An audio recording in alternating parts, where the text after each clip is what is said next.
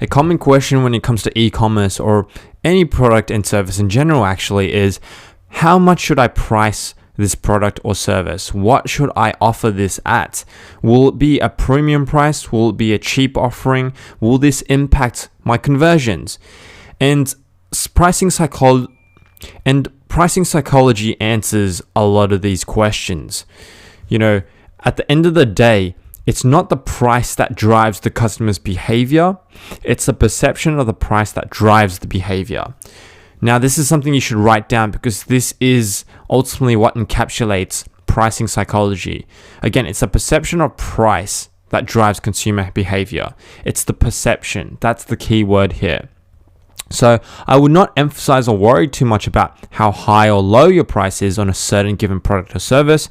It's about how you position your pricing and more specifically convey your benefits rather than features, which we've spoke about, to boost your product's perceived value, which is extremely important. I'm going to give you a literal way of doing this.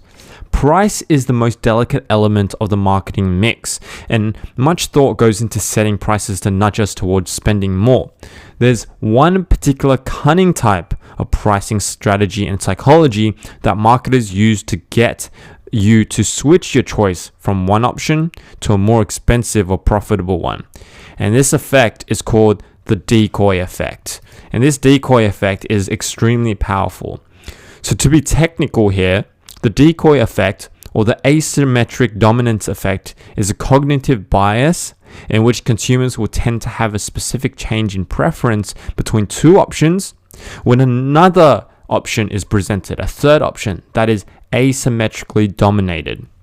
Now you might be like, what the heck are you talking about? Well, with the technical jargon and fluffy BS aside, this powerful psychological technique is simply this. When there is a third strategically important choice, aka the decoy, then the consumer is more likely to choose the more expensive of the other two options. So I'm going to give you a specific example here with wine bottles or bottles in general. So let's take a look at this. The decoy price, okay? So initially, let's just say you had two options, which you shouldn't. Okay, this is the thing. You're going to think the $30 option is more expensive, okay? And the $10 option, you'll probably go with the $10 option because that's the cheaper option. Most people will. Statistically, it's proven that most people will go with the cheaper option. However, if you have three bottles here, okay, you have one expensive bottle, which is known as the decoy option. And then you see initially what you found expensive as oh, that's reasonable. That price is reasonable because there's a decoy there. You see how powerful this setup is? The decoy effect is extremely powerful. Now, the perception of price drives consumer behavior. I wanted to note that again because this is all to do with perception. You take away the decoy and bam, the $30 option is actually expensive. Why do you want to go with the expensive option? Okay.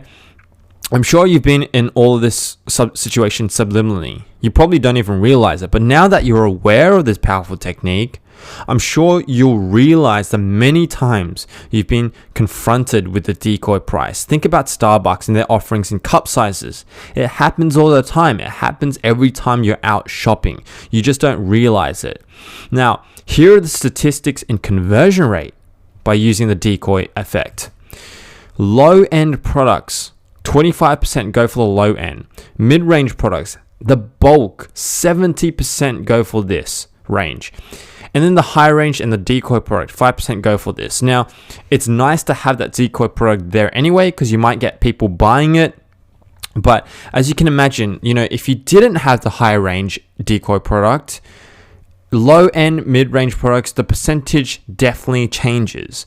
Most people will end up buying the cheaper option. That's just the fact of the matter. That's how people work. So as you can see, just by a simple psychological technique, you're going to be able to boost your overall conversions and also average sales price. This stuff is simple on paper, but tough to execute and tough to acknowledge as a consumer. So now that you've got the ins and outs of it, I'm hoping you really understand the power of psychology here. In the next class, I'm going to be talking about another effect that you can use to your advantage when it comes to pricing.